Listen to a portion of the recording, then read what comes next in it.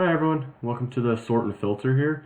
So this is just an easy way to kind of get your data organized in any sort of way. The first thing I have to, so we'll go through sort first. I don't like sort as much, but some people really do.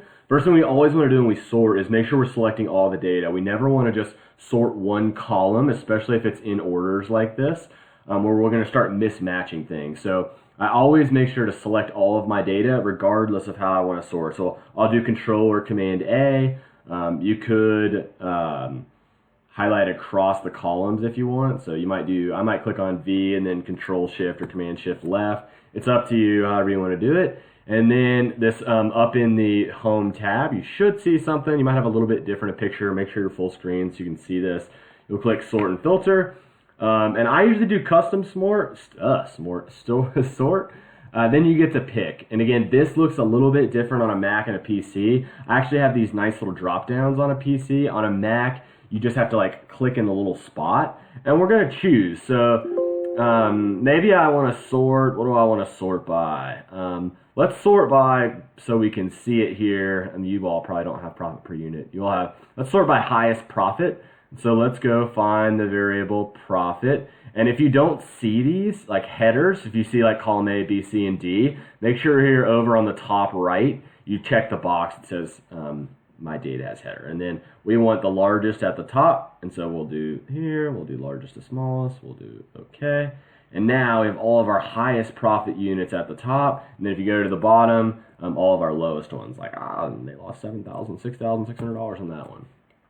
And so that can be super useful. You can actually do multiple levels of sort. So again, I'm going to select all my data, Control Shift A, do sort, custom sort. So if you want to do profit and then also within that, this would be kind of like a last name, first name kind of thing. That's what I use it mostly for. But you can use it like, so you want to sort by highest profits, and then within those highest profits, maybe you want to sort by, I don't know, category. So, and then this one's alphabetical, so A to Z makes sense because the profit's numerical, category is categorical. And so all of like within those, you'll have the categories grouped together. That doesn't make a whole lot of sense. I might flip it actually, so let's do custom sort. And then we can change the levels here. Again, a little bit different on a Mac, but I'll do category and then profit. So now you'll have category alphabetical, so I have all of our furniture at the top, and then within that category, the highest profit. And so it's broken down in categories. So that's super useful. So sorting can be nice. I actually like filters a little bit better, and you'll actually see later on here, actually you might have already seen it up here in the, let's see, where is it? I believe it's Control Shift L. So adds filter to headers. This is the one I kind of like the most because it's easier to do that to the data. So you can either do Control or Command Shift L, or you can go in here and just do Apply Filter. And it looks like nothing happened, but really these little drop downs are now here. And so these are super useful because you can actually sort and filter within, or sort within these.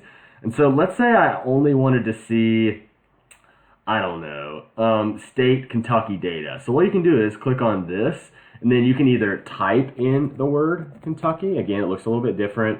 And then right now it's selected all, so you can uncheck that and then just select Kentucky. And if you hit OK, it's only going to show you the data from Kentucky. And to get rid of it, you just click here. You can go back, select all, hit OK. You can also do this and do, oh, you could clear the filter when you do that. There's a lot of things you can do in here. You can look for numbers or anything like that. I find filtering really nice to kind of look for blanks or, I don't know, different large categories. Like, so category, it's easy to look at the data. Like, oh, look, I have 3 categories. So if I look at subcategory, oh, I have a lot of different subcategories. And so it's an easy way. And again, you can do sort A to Z. And the nice thing about when you have filters on, you don't have to worry about selecting all the data. It does that for you manually. So really cool thing to play around with, move around in the data pretty easily. Again, you can go here and you can actually do a sort by color if you did conditional formatting, but we won't kind of go into that.